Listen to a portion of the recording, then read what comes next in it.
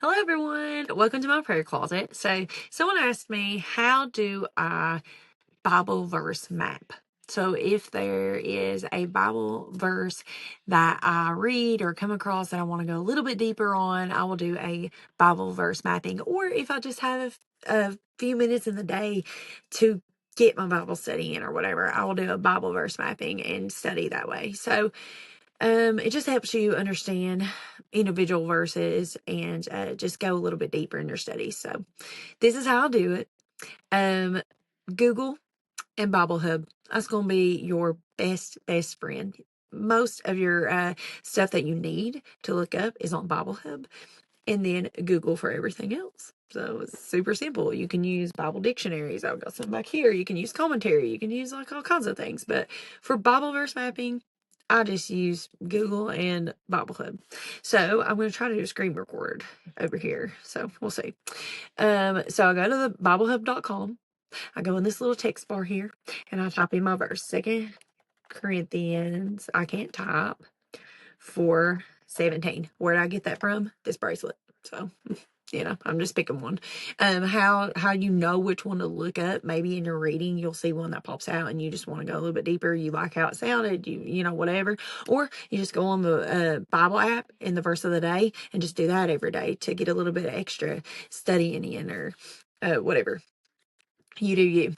So right here, it's going to list all kinds of different translations. And I know some people just like one translation or whatever, but I like looking at a lot of translations. And I don't even want to get into why we have different translations and what kind of, like, some are thought for thought, some are paraphrasing, some are literal word for word translation from the Hebrew. It is hard to translate something from a different language. So that's why we have all kinds of different versions. Anyway, neither here nor there for this moment. So these are all the different kinds of versions. I like to read these because, one, it gives you a more well-rounded idea of what the author is trying to say. And it also will give you different words for things. Like sometimes I'll read a word and I don't fully understand something until I see a synonym for it. And then I'm like, oh, okay, yeah, that's what that means. So that really helps with this. And also, if you see a bunch of differences in the translations, if they all say something different, that means that it was hard to translate from the Hebrew. So that just means that there were many different ways to say what it was trying to say. So, I do look at all the different translations, but first thing you look at is, what is the type of literature that I'm looking at? What is this literature? Because you read things differently based on what type of literature you're looking at. If it's poetry, you're going to read it as poetry. If it's wisdom literature, you're going to read it as wisdom literature. If it's history, you're going to know it's history. Prophecy, you're going to read that different than you read other things like the Proverbs. A lot of people don't understand that it's wisdom literature. And when it's wisdom literature, it's just things to live by. It's wisdom, but it's not promises from God. There's a verse in there and it talks about train up a child in the way that he should go. And when he grows older, he will not depart from it. And that is wisdom literature. That is not a promise from God that if you raise your child up following the Lord, going to church every Sunday, then he will not depart from the Lord. That's not a promise from him that your child is not going to depart if you raise him up in the Lord. It's wisdom. It's good wisdom, but it's not a promise. Now, a promise was made by the Lord in Genesis 12-15 to Abraham, that he was going to make him the father of many nations, that his descendants are going to be numerous as the stars in the sky, that he's going to give his descendants the land of Canaan, a land flowing in milk and honey. Now, that's a promise, and you're going to read it as a promise. You're going to read it like that. But the wisdom literature, it's wisdom. It's wisdom literature to live by, but it's not a promise from God. So you read things differently in the type of literature that it is. Moving on. So you're going to note, what type of literature is this? And if you don't know, ask Google, what type of literature is this book? So the literature in 2 Corinthians is an epistle. It is a letter. It's a letter to the Church of Corinth. So you'll read up on that. You'll read up about who wrote it, when was it written, read the context. That's the next thing.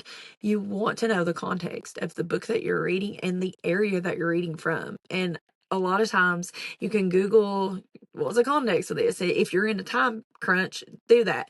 If you can read the surrounding verses above and below, you'll be able to get a context of what we're talking about here. But you also need to know the historical background of what we're talking about, and how would the Jewish people, how would the people of the ancient times when the book was written or the letter was written, how would they have understood this? How would they have read this? What are some of the cultural things that we need to understand in today's time to be able to fully understand what the writer is trying to convey here? So you're going to want to know all of that, and you can write that down with your Bible verse map stuff. So we got literature, we got context, we have looked. Now we will go to look at all the different kind of versions here. We will go and look, and anything that sticks out to you, like this NIV, it says, for our light and momentary troubles. And then right here in the New Living says, for our present troubles are small. So it makes you understand it a little differently. It makes you understand it in a more well-rounded way, I feel like. The ESV says, for this light momentary affliction is preparing for us an eternal way of glory. Then the BSB kind of sounds just like the ESV. Let's see. King James Bible says, for our light affliction, which is but for a moment. So it says it a little bit different. So you can see how that does that with the translations. When that happens, I always circle the words, and I will make a little arrow, and I'll put like KJV says this word, or NIV says this. And I'll just go through the verses and I pick out what is different. What is different in there? And if, like I said, if something is super, super different, then you know to go back and look at the Hebrew or the Greek. If it's Greek, or if it's New Testament, it's Greek. If it's Old Testament, it's Hebrew. You'll know by this little box here. This says Greek. So we're going to click on it. And it breaks down the verse and tells you each individual word in the Greek. And it tells you where it's found in the Strong Concordance, what number it is. And it gives you what it means. So if there was a word that had so many different translations, so many different words used, you could go here and look at what Strong's word that is. What is that word in the Hebrew or the Greek? And look and see what it means. And you'll be able to tell why this version used this word instead of this word. Because there are many different words sometimes that's used in the Hebrew. So you can break that down and do a word study on it. And Google can help you with that as well as this. And if you click on the little Strong's number, let's do affliction. You'll click on this Strong's number, and it's going to tell you what it is, how it's actually written in the Greek. It's going to tell you where it occurs in the Bible elsewhere. So you'll be able to read that, and you can even click on those verses and go there, and all kinds of different things that you could get into on here. Like I said, you could take it as deep as you want to, or as surface level as you want to. There's no right or wrong way to do this, I don't feel like. So, okay. What's next? So we've looked at our literature, we've looked at our context, we've looked at our verses, and we've saw different words here. We've done a word study, like we've marked all of that on this verse. So then you can go to the study word here and break down each line by line, and just read a little bit more about what it's trying to convey.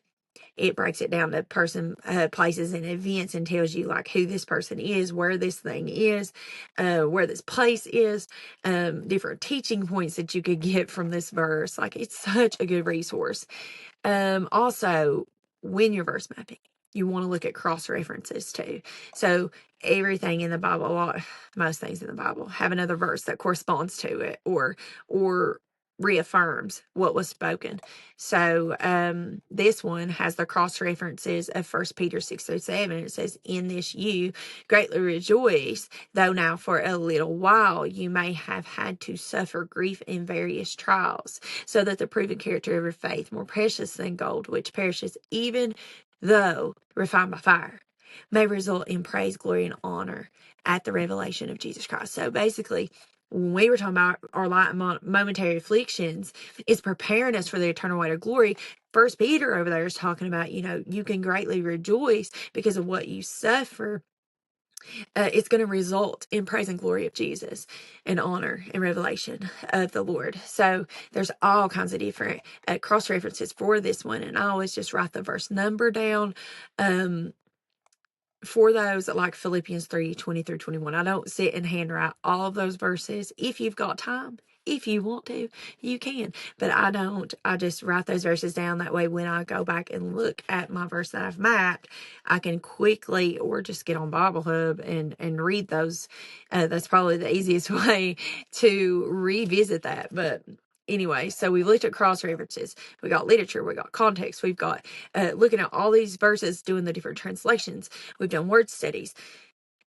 So we've done the little study tab that breaks down line by line.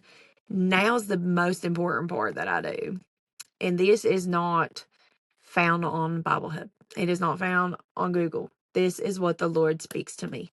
This is the question that I always want to find. This is what I want to get down to the bottom to, or the bottom of. I'll quit screen sharing now. But this is what I want to get to the bottom of, and that is, what does this say about the Lord? What does this reveal to me about God? What does this speak to me about God's character? And why is that? That's because the Bible is a book, not that I run to find, oh, how do you help me? How do you help me, Lord, with this problem? Where can I find in this book? Okay, it says to do this. It's not that. It's not a book that you run to when you need help with a certain issue, and it's going to tell you exactly what to do. I hope this makes sense, because yes, it does help you. Yes, it guides us in life and everything. But what I'm saying is, it is a book of God redeeming people for his glory. It is a book where we're not the subject. God is. God. It's a book about God and how he redeemed his people for his glory. So what does each and every verse say about him? What does it teach me about him? Because I want to know the Lord. That's how I know him, is through this word. So what is this verse? For our light momentary troubles are achieving for us an eternal glory that far outweighs all of them, all the troubles, that is beyond compare. It tells me that God's faithful. It tells me that no matter what I'm going through, no matter what I face, he is with me, and all of this is just temporary, and that he is faithful to bring me through whatever he allows me to go through. He has equipped me, and he will be there with me. He will comfort me. He will provide for me. And there is an eternal weight of glory that we have to look forward to. So overall, God's faithful, and he's with us, and he's trustworthy, and he will see us through to completion. He will see us through to eternity. So, that's it. I write that down, and like I said, you can do as much or as little as you want to, but the main important thing is, let the Lord reveal himself to you. Find, what does this tell me about him? What does this show me about the character of my God? So anyway, that's it. That's all I have. I really hope that I can figure out how to get the screen recording on this video. We'll see if that works. But anyway, I love you guys, and I hope this helped.